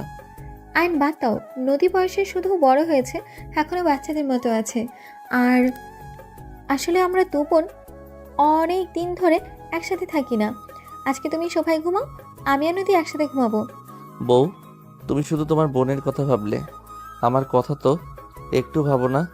রাইসা চোখ পাকালে আয়ান ইশারা করলে রাইসা বলে ওঠে, এতদিন ধৈর্য ধরেছ, আজকে রাত তো ধৈর্য ধরো। রাইসা আমার কাছে আয়, তোর জামাইয়ের কাছে অনেক গেছস। নদী রাইসাকে খাটে বসিয়ে রাইসার কোলে বসে আয়ানের দিকে তাকিয়ে ভিলেনের মতো হাসি দিলে আয়ান হাসতে শুরু করে দিল। রাইসা ভ্রু কুঁচকে তাকালে আয়ান বলে ওঠে, বউ, আমার জায়গায় তুমি শালিকাকে কেন দিচ্ছ? কাজ করো। ঠিক আছে। রাইসা নদীর মাথায় হাত বুলিয়ে দিয়ে ঘুম পাড়িয়ে দিল। রাইসা আয়ানকে বলে, এই, তুমি এত বেশি কথা বলে কেন? রাগ তুলবে না বলে দিলাম, ভুলেছেও না। তুমি কিন্তু আমার ফেক হাজবেন্ড, জামাইয়ের মতো ব্যবহার করবে না একদম। ম্যাম, আপনার যে বোন, উনি সন্দেহ করতো, তাই আমি একটু বাজে কথা বলছি। আমি আপনার জন্য তো বললাম, ভালো হয়েছে, মনোযোগ দাও। আয়ান চুপচাপ কাজ করতে লাগলো। রাইসা ল্যাপটপ নিয়ে কাজ করতে লাগলো। সারা রাত দুইজন কাজ করতেই লাগলো। 4টার দিকে দুজন ঘুমিয়ে গেল। সকালে নদী ঘুম ভাঙলে দেখে রাইসা ওকে জড়িয়ে ধরে ঘুমিয়ে আছে। নদী রাইসার হাত ছড়িয়ে দিয়ে আয়নের দিকে তাকিয়ে দেখে আয়ান সোফায় ঘুমিয়ে আছে। নদী বিজয়ী হাসি হেসে মনে মনে ভাবতে লাগলো, কর বাসর, আমার আগে বাসর করার মজা বুঝিয়ে দিয়েছি। লুচ্চা বেডা একটা, এমন জায়গায় মারবো না বাসর আর মুখেও নিয়ে আসবি না, কুত্তা বিড়াল। নদী মুখ ভেঙচি দিয়ে নেমে চলে গেল রুমে। রাইসার ঘুম ভাঙলে ঘড়ির দিকে তাকাতে দেখে অনেক বেজে গেছে। রাইসা তাড়াতাড়ি করে উঠে পড়লো। আয়নকে তাড়াতাড়ি ডাক দিয়ে তুলে নিয়ে বলল, আয়ন ওঠো, তাড়াতাড়ি রেডি হতে হবে, অনেক বেঁচে গেছে। রাইসা কথাগুলো বলেই চলে গেল। আয়ান তাড়াহুড়ো করে উঠে পড়লো। ব্যাগ থেকে শার্ট প্যান্ট নিয়ে পাশের রুমে গিয়ে ফ্রেশ হয়ে রেডি হয়ে নিল। রাইসার রুমে এসেছে, সব কিছু গুছিয়ে নিতে লাগলো। গুছিয়ে নিয়ে রাইসার সাথে তাড়াতাড়ি করে বাসা থেকে বের হয়ে গেল। সন্ধ্যার দিকে আয়ান রাইসা বাসায় ফিরল। বাসায় ঘরে যেতেই আয়ান রাইসা দুজন চমকে উঠল। আয়ানকে দেখে কেউ কিছু বলার আগেই নদীর আম্মু বলে ওঠে, আম্মাজান, এটা রাইসা আর তার হাজবেন্ড আয়ান। রাইসা, এইটা তোর দাদিমা, ছোট চাচ্চু চাচ্চি, আর এটা তোর ছোট চাচ্চুর ছেলে মেয়ে রাফি আতিয়া। আসসালামু আলাইকুম, কেমন আছেন আপনারা? ওয়ালাইকুম আসসালাম, আলহামদুলিল্লাহ। আয়ানকে কেউ কিছু বলার আগেই হাতিয়ার সামনে গিয়ে ঠাস করে থাপ্পড় মেরে দিল। সবাই হতভম্ব হয়ে গেল। নদীর আব্বু রেগে বলে ওঠে, ফকিন্নির বাচ্চা, তোর এত বড় সাহস, আমার বাতিজির গায়ে হাত তুলস? রাইসা, তোর জামাইকে আজকে আমার হাত থেকে কেউ বাঁচাতে পারবে না। অনেক সহ্য করেছি, আর না। আয়ন, এটা কি করলে? এই তোমার বয়স কত? হাতিয়া গালে হাত দিয়ে ঠোঁট বিচ্ছিরে কান্না করতে লাগলো। আয়ানকে জড়িয়ে ধরলে আয়ান সরিয়ে দেওয়ার চেষ্টা করতে লাগলো। আয়ান বলে ওঠে, খুব পাকনা হয়ে গেছো তাই না? কোথায় কি করো তুমি কি ভাবছো আমি কিছু জানি না? থাপ্পড় দিয়ে সবগুলো দাঁত ফেলে দিব। কি করছো তুমি জানো না নাকি? আমি যদি মুখ খুলি তো তোমাকে মেরে কেটে নদীতে ভাসিয়ে দিব। ছাড়ো। নদীর আব্বু রেগে আয়নের কলার ধরে টান দিয়ে ঠাস করে থাপ্পড় মারলো। দাদিমা বলে ওঠে, শফিক, ছাড়ো ওকে। আম্মাজান, আপনি জানেন না এই ফকিন্নির বাচ্চা রাইসাকে ফাঁসিয়ে বিয়ে করেছে। আমাদের সম্পত্তির লোভে এই বাড়িতে এসেছে। শফিক, ছাড়তে বলেছি, ছাড়ো। কি কি সেটাই না জেনে হাত তুলবে না। তোমাদের সম্পত্তির লোভ ওর নাই, বুঝতে পারছো? ওর যা আছে তোমাদের তাও নেই। ছেড়ে ওকে। দাদিমার কথা শুনিয়ে সবাই অবাক হয়ে গেল। আয়ান নদীর আব্বুর হাত সরিয়ে দিয়ে বলল, আপনাদের সব ভাইদের মধ্যে শুধু অহংকার, একমাত্র আমার শ্বশুর ভালো মনের মানুষ। আয়ান কথাগুলো বলেই চলে গেল। রাইসা বলে ওঠে, আয়নের হয়ে আমি সবার কাছে ক্ষমা চাচ্ছি। হাজব্যান্ডের সাথে অনেক সুখে আছেন দেখছি। অবশ্যই, কেন থাকবো না। রাইসা কথাগুলো বলেই চলে গেল। আয়ান ফ্রেশ হয়ে খাটে বসলে রাইসা রেগে বলে, তুমি আমার কাজিনের গায়ে হাত তোলার সাহস কি করে পেলে? নোংরামি করার একটা লিমিট আছে। আশিক ভাইয়ার গার্লফ্রেন্ড ওই মেয়েটা, অসভ্য একটা মেয়ে। ওরা তো বিয়ে করবে, তাতে তোমার কি সমস্যা? দেখো, তুমি নিজে লিমিটের ভেতরে থাকো। উনি আপনার কাজিন হয়, আগে তো বলেন নাই। কি বলবো, আমি নিজেই তো জানতাম না। জানলে কি এত কিছু করতে হইতো? সবাই জানিয়ে দিতাম। ও আচ্ছা, যাই হোক, আমরা যে প্রজেক্টটা পেলাম এতে অনেক ভালো লাগছে। আপনার অনেক দিনের স্বপ্ন পূর্ণ হয়েছে। এখন শুধু কাজ করতে হবে। ঢাকা চলে যেতে হবে যত তাড়াতাড়ি। আপনার ফ্যামিলিগত সমস্যার সমাধান করতে হবে। রাইসা আলমারি থেকে পোশাক নিয়ে ওয়াশরুমে চলে গেল। গোসল করে ছাদে চলে গেল। আয়নও ছাদে চলে গেল। বাতাসে রাইসার চোখে কিছু পড়লে রাইসা বলে ওঠে, আয়ান, একটু দেখবে কি? গলা অনেক জ্বালা করছে। আয়ান রাইসার চোখে ফু দিতে লাগলো। হঠাৎ করে ছাদে সবাই চলে আসলে সবাই হালকা করে কাশি দিলে আয়ান পিছনে ঘুরে দেখে নদী, রাফি, আতিয়া, আশিক আর কিছু কাজিনরা দাঁড়িয়ে আছে।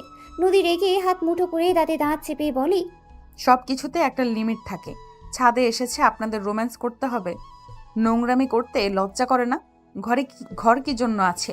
বিছানা বালিশ সব নিয়ে এসেছি, এখানে বাসর কর দুইজনে। নদীর কথা শুনিয়ে রাইসা রাফির দিকে তাকালো। রাইসা ঘৃণ্য শরীর গুলিয়ে আসতে লাগলো। রাফি কিছু না বলে এক সাইডে চলে গেল। আয়ান নদীর দিকে রাগী লুক নিয়ে তাকিয়ে বলে, আমার বউ, আমি যেখানে ইচ্ছে সেখানে আদর করব। তোমার সমস্যা কোথায়? সব সময় বেশি বুঝবে না। আমার কি সমস্যা হবে? সবার সামনে নোংরামি মেনে নেওয়ার মতো না। আমরা না এসেছে যদি এখানে বড়রা কেউ আসতো তখন কি হতো? দেখো তো কি আর হইতো। জাস্ট শ্যাট আপ আয়ান, মুখ সামলিয়ে কথা বলো। ভাইয়া ভাবির চোখে ময়লা গেছে, বের করে দাও। আমি তো বের করতে নিয়েছি, তার ভিতরে তো তোমরা চলে আসলে। আয়নের মুখ থেকে ভাইয়া ভাবি শুনে বেশ অবাক হয়ে গেল নদী, রাইসা, আশিক। রাফি বলে উঠে, তুই বের কর আমার বউ, নাকি যে আমি বের করব? মেজাজ খারাপ করবে না, তুমি ভালো করে জানো এখানে কোনো বাজে কিছু হতে পারে না। বের কর, কেউ দেখলে ঝামেলা হবে। চোখ দিয়ে পানি পড়ছে। আতিয়া ভাবির চোখের ময়লাটা বের করে দাও। উনি আমাদের ভাবি হয়, আমার বউ না। কাউকে বলো না। বড় ভাইয়া রাইসা আপুকে ভালোবাসে, ওনারা রিলেশনে আছে। আর তুমি আশিকের সাথে যা শুরু করছো, মেজাজ খারাপ করো না। কথা বলা যদি বেশি দেখি, থাপ্পড় মেরে গাল ফাটিয়ে দিব। আয়নের কথা শুনে সবাই চোখ বড় বড় করে ফেলল। নদী বলে উঠে, রাইসার সাথে তোমার বিয়ে হয় নাই? না। তুমি ওর সাথে 6 দিন এক রুমে কেন থাকলে? রাতে যেমন দেখছো সেইভাবে থাকি। আশা করি তোমার প্রশ্নের উত্তর পেয়ে গেছো। আর আমাদের নিয়ে বাজে চিন্তা ভাবনা নিয়ে আসবে না। উনি আমার বড় বোন, ভাবি, ম্যামের বাহিরে কিছু না। আয়ান কথাগুলো বলে চলে গেল। রাফি রাইসার কাছে এসেছে, চোখে ময়লা পরিষ্কার করতে লাগলো। রাইসা বলে উঠে, রাফি, তুমি কি আমাকে ভুল বুঝেছিলে নদীর মতো? তুমি কি ওটাই ভাবছিলে? আরে না, তোমার কি মনে হয় আমি তোমার রুমে সিসি ক্যামেরা রাখার কথা বললেও কেন রাখি নাই? আমি জানি আয়ান তোমার দিকে বাজেভাবে তাকাবে না। আয়ান আমার ছোট ভাই, তোমার দেওয়ার হয়। রাফির কথা শুনে নদী, আশিক, রাইসার চোখ বড় বড় হয়ে গেল। রাইসা বলে উঠে, কি বলো? আয়ান তোমার ভাই হইলে ওই বস্তিতে কি করে? আর আমাদের অফিসে এত ছোট পদে কাজ কেন করে? ওই আব্বুকে পছন্দ করে না। তোমার আব্বু যেমন তোমাদের দুই ভাই বোনকে পেরায় রাখে, শাসন রাখে, তেমন সেম আমার আব্বু। আব্বু অনেক রাগী, বদমেজাজি। আব্বু ছোটোবেলা থেকে বাইরে বেশি থেকেছে। আয়ান আব্বুর ভালোবাসা তেমন পায় নাই। তার ভিতরে আবার আব্বু বাসায় আসলে আয়ানকে আমাদের তিনজনকে অনেক শাসনে রাখতো। কিছু ভুল করলে মারতো, বকাঝকা করতো। আম্মু কিছু বলে আম্মুর গায়ে হাত তুলতো। আম্মুর গায়ে হাত তোলা থেকে ওইটাই আয়ানের মনের ভিতরে আব্বুর প্রতি ঘৃণা জন্ম নেয়। আব্বুর কোনো কাজ আয়ানের ভালো লাগতো না। আম্মুকে প্রতিবাদ করতে বলে আম্মু করতো না, আয়ানকে বুঝাতো। আয়ান একদিন রেগে গিয়ে ভাঙচুর করে বলে দেয়, ওই আব্বু আম্মুর কারো সন্তান না, ও এতিম। ওকে যদি সন্তান হিসাবে পরিচয় দেয়, সেই দিন আয়ান নিজেকে শেষ করে দিবে। সেই দিন রাতে আয়ান পালিয়ে দেশে চলে আসে। তারপর থেকে অন্য পরিচয় আছে। সেদিন কোলে নিয়ে আসলাম, তুমি তো ওকে কিছু বলো না, আর আমাকেও তো বললে না। আমি তোমাকে কিছু বললেও ওই এখানে আসতো না। তুমি ভাবি হবে দেখে তোমার সাথে এসেছে। অন্য কোনো মেয়ে হইলে তোমার সাথে কখনোই আসতো না। মানুষ ঠকানো ওর পছন্দ না। এই কাজগুলো করতেও ওই মনের সাথে হয়তো লড়াই করেছে। প্রথমে ও রাজি হয়নি, তোমাকে দেখার পর হুট করে হ্যাঁ বলে দেয়। আমি বুঝতে পারছিলাম না, ওকে দেখে কোনো কিছু বোঝা যায় না, চাপা স্বভাবের। সবার কথা শুনে নদী থমকে গেল। নদী দৌড়ে নিচে চলে গেল। নদী রাইসার রুমের সামনে গিয়ে দেখে আয়নের আম্মু আয়নকে জড়িয়ে ধরে কান্না করতে করতে বলছে, আয়ান, আর কতদিন আমাকে এভাবে শাস্তি দিবি? তুই আমার সন্তান, তোকে আমি কারোর সামনে পরিচয় দিতে পারছি না। আয়ান, তোকে এভাবে দেখতে আমার একদম ভালো লাগছে না। সন্তানকে কষ্ট পেতে দেখলে কি কোনো মায়ের মন শান্ত থাকতে পারে বল? 2টা সন্তান আছে, তাদের নিয়ে থাকেন, আমাকে ছাড়েন, কেউ এসে পড়বে। আয়ান, রাগ অভিমান কমিয়ে আমাদের সাথে চল না আয়ান। তোর আব্বু তোকে অনেক ভালোবাসে, বিশ্বাস কর। তোর আব্বু বাহিরে রাগী, ভেতরে তার মনটা একদম নরম। তাতে আমি কি করব? ছাড়েন তো। অহংকার ফ্যামিলির সাথে আমার কোনো সম্পর্ক থাকতে পারে না। আপনি এখান থেকে যান। আয়ান কথাটা বলে ওর আম্মুকে সরিয়ে দিয়ে বারান্দায় চলে গেল। আয়ান বারান্দায় দরজা লাগিয়ে দিল। আয়নের আম্মুকে বের হইতে দেখে নদী ওইখানেই চলে গেল। 3 ঘন্টা পর রাইসা রুমে এসেছে। আয়নকে দেখে বলে, আয়ন, চলো নিচে খাবার খাওয়ার জন্য আম্মু ডাকছে। খাবো না, আপনি যান। এই, তুমি এমন কেন? ঠিক মতো খেতে চাও না? ক্ষুধা না লাগলে আমি কি করব? চলো নিচে খেয়ে নেবে। ভাইয়া আপনার উপরে রাগ করে আছে নাকি? না। আচ্ছা, তুমি আমার থেকে লোকালে কেন? তুমি যে রাফির ছোট ভাই। আমি কারো ভাই না, আমি আপনার অফিসের এমপ্লয়ি। যাই হোক, আমার সাথে চলো। রাইসা আয়নের হাত ধরে নিয়ে যেতে লাগলো। আয়ন বিরক্ত লাগলে কিছু বলল না। নিচে গেলে রাইসা আয়নের হাত ছেড়ে দিল। দুজন নিচে চলে গেল। আয়নকে রাইসা বলল, আইন চেয়ারে বসো। দরকার নাই, যেখানে বসে খাই ওইখানেই ঠিক আছে। আয়ন নিচে বসলে সবাই অবাক হয়ে তাকালো। রাইসার আব্বু বলে ওঠে, অনেক হয়েছে, আয়ান এখানেই এসেছে, বসো। আমি তোমার শ্বশুর হয়ে বলছি, তুমি আমার কথা শুনবে না? তুমি কি মেয়ের জামাইকে মেনে নিলে নাকি? নদীর আব্বুর কথা শুনে রাইসার আব্বু কিছু না বলে উঠে গিয়ে আয়নের হাত ধরে চেয়ার টেনে বসিয়ে নিয়ে পাশে বসে পড়লো। রাইসা আয়নের পাশেই বসলো। রাইসার আব্বু বলে, আজ থেকে আমি আমার মেয়ের জামাইয়ের কোনো অপমান সহ্য করব না। আমার মেয়ে জামাই গরিব হতে পারে, বাট মনের দিক দিয়ে ওই ধনী। আর কিছু মানুষ টাকা পয়সা থাকার পরও সেই মনের দিক দিয়ে ছোট লোক। রাইসার আব্বুর কথা শুনে নদীর আব্বু রেগে গিয়ে বলে, তুই আমাকে ইঙ্গিত করে কথা বললি।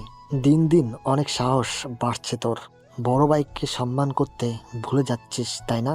মেয়ের জামাইকে বেশি মাথায় তুলিস না, পরে দেখবি তোকে রাস্তায় বসিয়ে দিয়ে চলে গেছে।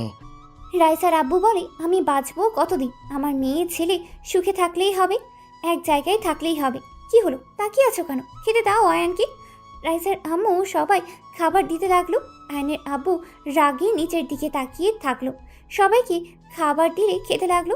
দাদিমা বলে ওঠে, নাজ্জামাই, তুমি খাওয়া শেষ করে একটু আমার রুমে আসো তো, তোমার সাথে আমার কিছু কথা আছে। দুঃখিত, আমার কাজ আছে। আয়নের কথা শুনে নদীর আব্বু রেগে বলে, দেখ তোর মেয়ের জামাইয়ের কত বড় সাহস। আম্মা জানের মুখের উপরে বলে দেয় কাজ আছে। আম্মা জানের থেকে কি ওর কাজ আগে? আয়নের দিকে রাইসার আব্বু বলে, আয়ান, বড়রা কিছু বললে শুনতে হয়। দেখো, উনি আমার আম্মা যান, তুমি তাকে অসম্মান করাও বিষয়টা খুব দুঃখজনক। দুঃখিত। আয়ন কথাগুলো বলি নিচের দিকে তাকিয়ে থাকতে খেতে লাগলো। নদী আয়নের দিকে তাকিয়ে থাকতে লাগলো। সবাই টুকটাক কথা বলতে লাগলো। খাওয়া দাওয়া হইলে সবাই বসার ঘরে বসে পড়লো। আয়ান রাইসার পাশে বসে থেকে ফোন চালাচ্ছিল। সবাই কথা বলতে লাগলো। হঠাৎ করে আয়নের আব্বু বলে ওঠে, ভাইজান, নদীকে তাহলে আমার বৌমা বানিয়ে নিতে চাই, আপনি কি বলেন? এটা তো খুব ভালো একটা সংবাদ। আমি নদীর জন্য পাত্র দেখতাম। সেখানে যদি রাফি বাবার সাথে বিয়ে হয় তাহলে তো অনেক ভালো হবে। হ্যাঁ, আমাদের মেয়ে আমাদের কাছে থাকবে। আমি এসেছি, আপনার ভাইকে বলেছিলাম, উনি বলল আপনারা রাজি না ও হতে পারেন। আরে না, রাজি কেন হবে না? আমার বাতিদির সাথে তো বিয়ে হবে, সেখানে না করার কোনো প্রশ্নই আসে না। আর এখানে বিয়ে হলে আরো অনেক ভালো হবে। আমার মেয়েকে নিয়ে কোনো চিন্তাই থাকবে না। আয়নের আব্বু আম্মু নদীর আব্বুর কথা বলতে লাগলো। আয়নের দিকে চোখ নদী তাকিয়ে আছে, রাফি রাইসার দিকে তাকিয়ে আছে। আয়ান সবার কথা শুনতে লাগলো। নদী আয়নের দিকে তাকিয়ে বলল, আব্বু, আমি বিয়ে করতে পারবো না। নদীর কথা শুনে সবাই অবাক হয়ে গেল। নদীর আব্বু হাসি মুখে বলে, নদী, সব জায়গায় মজা করতে হয় না, এখানে সিরিয়াস ব্যাপারে কথা হচ্ছে। আমি কারোর সাথে মজা করছি না। আমি বিয়ে করতে পারবো না, এটাই আমার শেষ কথা। নদীর কথা শুনে নদীর আব্বু রেগে গিয়ে গালে সজোরে থাপ্পড় মেরে বলে, তোর সাহস কি করে হলো আমার মুখের উপরে না করস? আমি তোকে রাফির সাথে বিয়ে দিব, এটাই আমার লাস্ট কথা। তুই ভালো করে জানিস আমি একবার মুখ দিয়ে যা বের করি সেটাই করি। মেয়ে রাজি না থাকলে তাকে জোর করে বিয়ে দেওয়া ঠিক না আঙ্কেল। আয়নের কথা শুনে নদীর আব্বু রেগে ঘুরে আয়নের কলার ধরে বলে, তুই আমার মেয়ের মাথা নষ্ট করছিস নাকি? তুই তো আমার ফ্যামিলিকে নিজের হাতের মুঠো করে নিয়েছিস। দেখ, আমাকে রাগিয়ে দিস না, তোর জন্য মোটো কিছুই ভালো হবে না। রাইসার আব্বু নদীর আব্বুর হাত ধরে আয়নের কলার ছাড়িয়ে দিয়ে বলে, আয়ন খারাপ কিছু বলে নাই। নদী পছন্দ কি সেটা আগে জেনে তারপর বিয়ে ঠিক করো। মেয়ে রাজি না হলে সেখানে জোর করে বিয়ে দিও না। রাইসার আব্বুর কথা শুনে নদীর আব্বু বলে ওঠে, বাহ, খুব সুন্দর। নিজের মেয়ে তো এম্পায়ারকে বিয়ে করে নিয়ে এসেছে, এখন আমার মেয়ের মাথা জামাইকে দিয়ে খেয়ে নিয়েছে, যাতে আমার মেয়ের গরিব ফকিন্নির সাথে বিয়ে হয়। আমি খুব ভালো করে জানতাম তুই যে আমাদের সন্তান আমাদের ভালো সহ্য করতে পারস না। তুই যে ভালো মানুষের মুখোশ পরে থাকস। তুই যত চেষ্টা কর, আমি আমার মেয়েকে রাফির সাথে বিয়ে দিব। নদীর আব্বুর কথা শুনে রাইসার আব্বু বলে, নদী আমার মেয়ের মতো, বলতে আমার মেয়েই হয়। আমি ওকে রাইসা এক নজরেই দেখি, কখনোই ওদের আলাদাভাবে দেখিই নাই। আমি কেন চাইবো না আমার মেয়ে ভালো থাকুক? দেখো, মেয়ে কোথায় ভালো থাকবে সেটাই আমাদের বাবা মায়ের দেখা উচিত।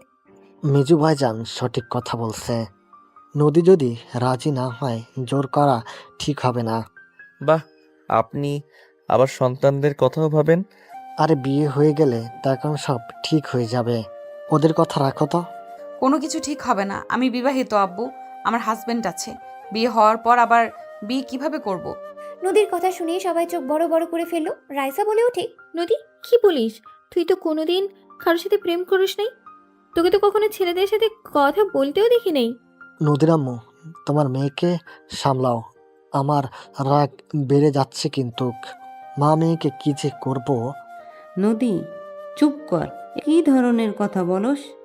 বিয়ে করবি না বলে দিয়েছস, হয়ে গেছে। আবার মিথ্যা কথা বলতে হবে কেন? বিয়ে করেছস। আমি মিথ্যা বলছি না, আমি আসলেই বিবাহিত। তোমার জামাইকে আর কোনোদিন তো ফোন দেওয়া দেখলাম না। তুমি তো দেশে 1 বছর ধরে এসেছো, কই কখনো তো কল দেওয়া দেখলাম না। তোমার ফোনও তো আমার কাছে 2 দিন হলো ছিল। কোনো ছেলের ফ্রেন্ড বা কোনো ছেলে তো কল পেলাম না। আপু, মজা করো না তো।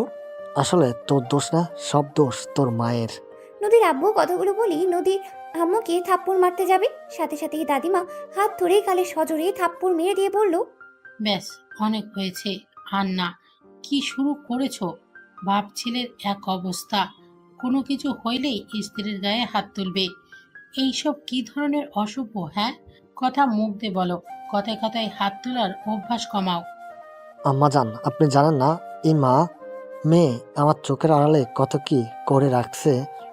কে জানে, আজ যে মেয়ে মুখের উপরে তো দূর, চোখের উপরে চোখ রেখে কথা বলতে পারতো না, সে মেয়ে আমার মুখের উপরে সোজা বলে দিচ্ছে এ বিবাহিত, বিয়ে করতে পারবে না। মেয়ে বড় হয়েছে, বিয়ে যদি করে থাকে সব দোষ তোর। তোর ব্যবহারে যা দেখতে পারছি, এখানে তোকে না জানিয়ে বিয়ে করবে, এটাই স্বাভাবিক। বড় ভাইজান শান্ত হন, এত রেগে গেলে হবে। নদী আম্মু, তুমি কি সত্যি বিয়ে করছো? জি। তোমার হাজবেন্ড কোথায়? মারা গেছে। আমার জামাই একটা কাপুরুষ, নিজের স্ত্রীকে সবার সামনে পরিচয় দেওয়ার সাহস পায় না। নদীর কথা শুনে আয়ান ভ্যাবাচাকা খেয়ে গেল। আয়ান নদীর পাশে দাঁড়িয়ে বলে, সবাই একটু চুপ করলে আমি কিছু কথা বলতে চাই। তুই আবার কি বলবি? অনেক কথা বলা আছে। আমি এখন যা বলবো কেউ রিয়্যাক্ট করতে পারবেন না, সব কথা শুনবেন। যখন বলবো আপনারা এখন রিয়্যাক্ট করতে পারেন, তাছাড়া যদি করেন এখানে যা আসে সব কিছু ভাঙচুর হবে। তুই হুমকি দেস নাকি? আয়ানের কলার ধরলে আয়ান হাত সরিয়ে দিয়ে বলল, কুল, প্রথমে তো মেজো চাচ্ছ আপনাকে, এখন যা বলবো আপনি অনেক কষ্ট পাবেন। আমাকে আপনি ক্ষমা করে দিয়েন। আমি আপনার কথা বলা শুরু করছি।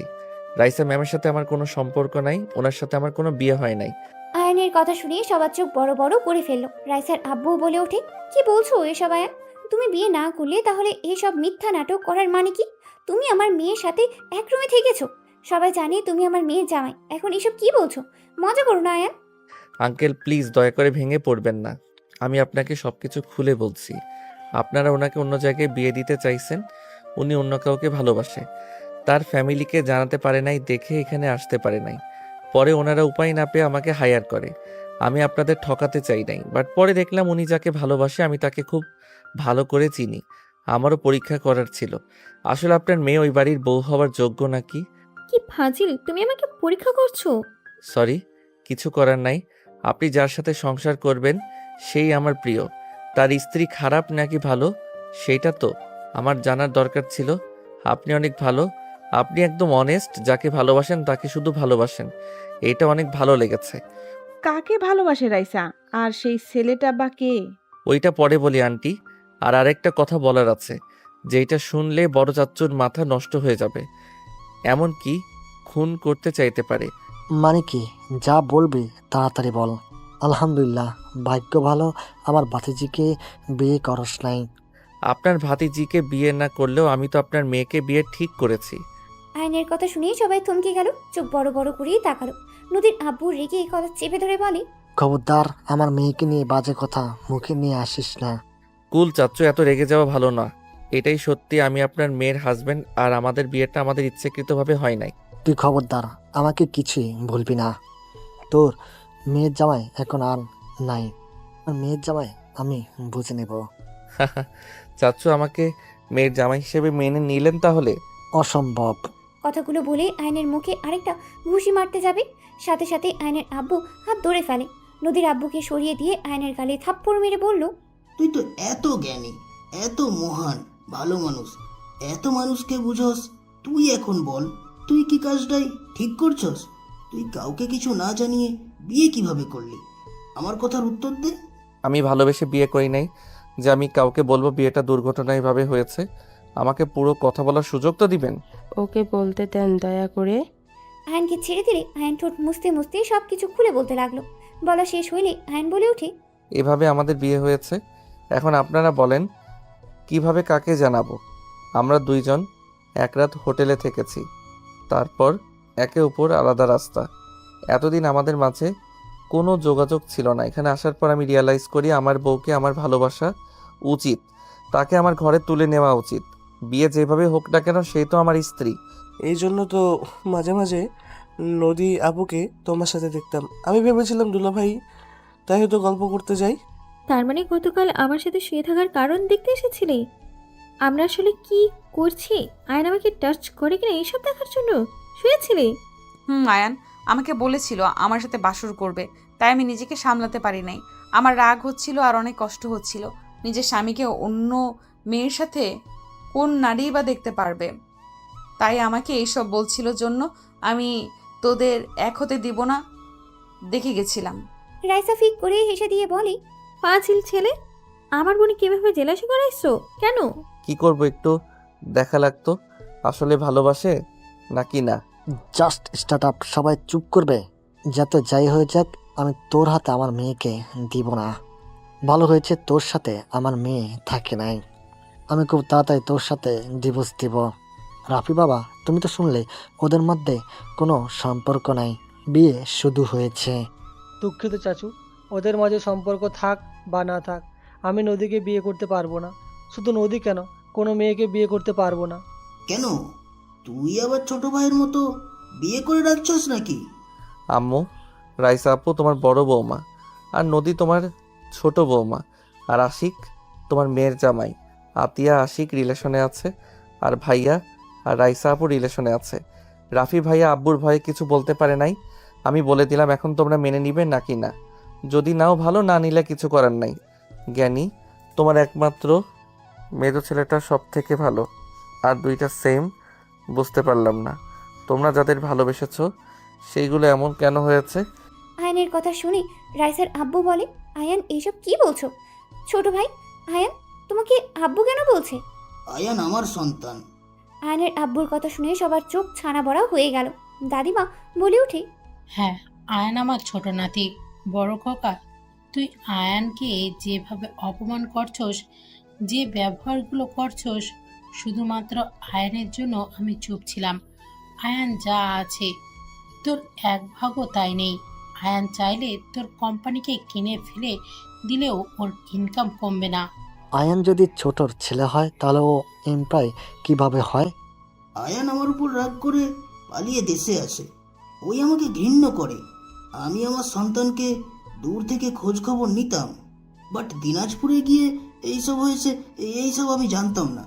যাই হোক, অত কথা বলে লাভ নাই। নদী যেহেতু আমার বৌমা হয়ে গেছে, আমার সন্তান খুশি তো আমরাও খুশি।